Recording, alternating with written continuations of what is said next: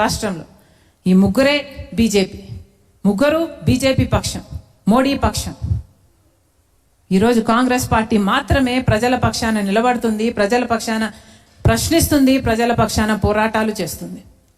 రాహుల్ గాంధీ గారి నాయకత్వంలో ఈరోజు కాంగ్రెస్ పార్టీని బలపరచాలి అన్న దృఢ నిర్ణయంతో మణికం ఠాకూర్ గారు, అలాగే గణేష్ గారు, ఏఐసిసి నుంచి పలక్ గారు, వీళ్ళందరూ కలిసి రాష్ట్రంతో దగ్గరగా పనిచేసి కాంగ్రెస్ పార్టీని ఎలాగైనా బలోపేతం చేయాలి అన్న ఉద్దేశంతో ఈరోజు ఇతర పార్టీల నుంచి కూడా చేరికలు ఉండాలి అన్న ఉద్దేశంతో ఎంతో ఇనిషియేటివ్ తీసుకొని ఈరోజు ఈ కార్యక్రమం చేపడితే ఈరోజు వందల మంది కాంగ్రెస్ పార్టీలో చేరుతున్నారు. కాంగ్రెస్ పార్టీలో చేరాలి. ఇది ఫేజ్ 1 మాత్రమే. ఇది ఇంకా ఇంకా పెరగాలి. ఎందుకంటే ఈరోజు దేశానికి అవసరము కాంగ్రెస్ పార్టీ. ఈరోజు మన దేశం ఎంత దారుణమైన స్థితిలో ఉంది. పెట్రోల్, డీజిల్, ఆయిల్ అన్ని ఛార్జీలు పెరిగిపోయాయి. బంగారం కొనొద్దండి అంటున్నారు, విదేశాలకు వెళ్ళొద్దండి అంటున్నారు, బండ్లలో తిరగొద్దండి అంటున్నారు, ఇంట్లో కూర్చొని పని చేసుకోండి అంటున్నారు. దీనికి కారణం ఎవరు? దీనికి కారణం ఎవరు? పాలకులు కాదా? ఒకప్పుడు మన్మోహన్ సింగ్ గారు అధికారంలో ఉండగా ఇలాగే పెట్రోల్, డీజిల్, ఇలా క్రూడ్ ఆయిల్ ప్రైసులు పెరిగితే మన్మోహన్ సింగ్ గారు ఈ భారం అంతా ఎండ్ కన్స్యూమర్ మీద, అంటే ప్రజల మీద పడకూడదు అన్న ఉద్దేశంతో దాన్ని, ఆ భారాన్ని 3 భాగాలుగా విభజించారు. ఒక భాగం కేంద్ర ప్రభుత్వమే ఆ భారం భరించేటట్టు, ఇంకొక భాగం పెట్రోలియం కంపెనీలు భరించేటట్టు, మూడవ భాగం మాత్రమే కన్స్యూమర్ల మీద పడేటట్టుగా ఆ రోజు రూపకల్పన చేశారు. మరి ఈరోజు ఏం జరుగుతుంది? ఈరోజు ఏం జరుగుతుంది? పూర్తి భారం ప్రజల మీదనే వేసేశారు. పోనీ క్రూడ్ ఆయిల్ ప్రైజులు తగ్గినప్పుడైనా సరే ఏమైనా ప్రజలకు ఆ బెనిఫిట్ అందించారా అంటే అప్పుడు అందించలేదు. అప్పుడేమో పూర్తి లాభము ప్రభుత్వమే తీసుకుంది, ఇప్పుడేమో పూర్తి భారము ప్రజల మీదనే వేస్తున్నారు. ఇది ఎక్కడి న్యాయం అని అడుగుతున్నాం. పోనీ రాష్ట్రానికే తీసుకుందాం. ఎవరు మేలు చేశారు? చంద్రబాబు గారైనా సరే, జగన్మోహన్ రెడ్డి గారైనా సరే, మొత్తం అందరూ స్టేట్ ట్యాక్సులు కలిపితే ఆంధ్ర రాష్ట్రంలో ఉన్నంత ఛార్జీలు దేశంలో ఇక ఎక్కడా లేవంట. పెట్రోల్, డీజిల్ ధరలు కేవలం ఆంధ్ర రాష్ట్రంలో మాత్రమే హైయెస్ట్ అంట మన దేశంలో. ఎందుకంటే రాష్ట్రం అన్ని ట్యాక్సులు వేస్తుంది, అన్ని సెస్సులు వేస్తుంది. దాంతో ఆంధ్ర రాష్ట్రం మన దేశంలోనే టాప్లో ఉంది పెట్రోల్, డీజిల్ ఛార్జీలలో.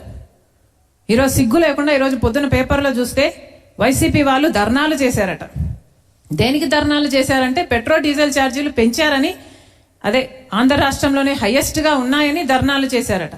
ఒక్క చోటైనా జగన్మోహన్ రెడ్డి గారైనా, ఏ నాయకుడైనా మా ప్రభుత్వంలో కూడా మేము ఇలాగే చేశాము, మా ప్రభుత్వంలో కూడా అప్పుడు కూడా ఆంధ్ర రాష్ట్రంలోనే హైయెస్ట్ డీజిల్, పెట్రోల్ని ఒక్కడైనా నిజాయితీగా చెప్తున్నాడా? లేదు. వీళ్ళేదో పెద్ద హీరోలు అయినట్టుగా వీళ్ళు పోరాటాలు చేస్తున్నారంట. పోనీ చంద్రబాబు గారు ఆ రోజుల్లో జగన్మోహన్ రెడ్డి గారు అంత వేటేస్తున్నారు, అంత సెస్సులేస్తున్నారు అని ఆ రోజు చంద్రబాబు గారు పెద్దగా చెప్పారు, ఉద్యమాలు చేశారు, మేము వచ్చినప్పుడు తగ్గిస్తాము అని. మరి చంద్రబాబు గారు కూడా ఇప్పుడు అలాగే చేస్తున్నారు. ఇద్దరికి ఏమిటి తేడా? దొందే. ప్రజల గురించి ఎవరు ఆలోచన చేస్తున్నారు? ఎవరు ఆలోచన చేయటం లేదు. అసలు ఆంధ్ర రాష్ట్రం కాదు కదా, అసలు భారతదేశ గౌరవం కూడా తగ్గించేస్తున్నారు మోడీ గారు. అసలు ఒకప్పుడైతే భారతదేశ గౌరవం ఎంత ఎత్తున ఉండేదంటే ఇందిరాగాంధీ గారి టైంలో అమెరికాతో ఇందిరాగాంధీ గారు చాలా ధైర్యంగా చెప్పగలిగారు, మీ జోక్యం మా దేశం మీద అనవసరము అని, మీ పని మీరు చూసుకోండి అని. మహిళా ప్రధానమంత్రిగా ఉండి కూడా అంత గట్టిగా సమాధానం చెప్పగలిగింది ఇందిరాగాంధీ. మరి ఇప్పుడు మోడీ గారు ఏం చేస్తున్నారు? మోడీ గారి పిలక ట్రంప్ గారి చేతుల్లో ఉంది కాబట్టి ఏవి మాట్లాడు, వాళ్ళకు బానిసయ్యాడు. సోలార్ డీల్లో అదానీ గారు జగన్మోహన్ రెడ్డి గారికి ఇచ్చిన లంచం దగ్గర నుంచి మోడీ గారి ప్రతి అక్రమానికి కావాల్సిన రుజువులన్నీ ట్రంప్ చేతుల్లో ఉన్నాయి. కాబట్టి ట్రంప్ ఏం చెప్తే మోడీ గారు అదే చెయ్యాలి. అందుకే ఈరోజు ట్రంప్కి బానిసునిగా మారాడు మోడీ గారు. ఈరోజు ఎక్కడుంది ఆత్మగౌరవం? భారతీయుల్ని సంఖ్యలు వేసి అమెరికా నుంచి పంపితే మనం ఆత్మగౌరవం లేని వాళ్ళగా కళ్ళప్పగించి చూశాం. అయ్యో ఏమిటి ఘోరము అని. ఎక్కడుంది భారతదేశానికి గౌరవం? ఈరోజు పాకిస్తాన్ అయినా, చైనా అయినా అమెరికాకు మళ్ళీ దగ్గర అవుతున్నారు. నిన్న అమెరికా చైనాకి వెళ్ళాడు ట్రంప్. పాకిస్తాన్, ఆ ఇరాన్ దాని వాళ్ళ డీలు మధ్యవర్తిత్వం వహిస్తున్నది పాకిస్తాన్. మరి ఇండియా ఎక్కడుంది? భారతదేశం ఎక్కడుంది? భారతదేశ గౌరవం ఎక్కడుంది? ఎంతగా తగ్గించేశారు? ఇవన్నీ కూడా ఆలోచించాల్సిన విషయాలు.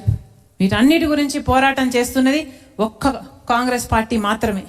రాహుల్ గాంధీ గారు దాచుకోవడానికి ఏమీ లేదు, దోచుకున్నది ఏమీ లేదు కాబట్టి, భయపడని వ్యక్తి కాబట్టి ఈరోజు ఇంత గట్టిగా నిలబడి ప్రజల పక్షాన పోరాటం చేయగలుగుతున్నాడు. ఎన్నో త్యాగాలు చేసిన కుటుంబం అది, ప్రాణ త్యాగాలు చేశారు. ఈ రోజు వరకు కూడా చాలా సింపుల్గా హంబుల్గా బ్రతికే కుటుంబం వాళ్ళది. కేవలం వాళ్ళైతే మాత్రమే, రాహుల్ గాంధీ గారు మాత్రమే మన దేశానికి ప్రధానమంత్రిగా ఉంటేనే మన దేశం బాగుపడుతుందని ఏనాడో చెప్పాడు రాజశేఖర్ రెడ్డి గారు. మనందరం కలిసి దాన్ని నిజం చేయాలి.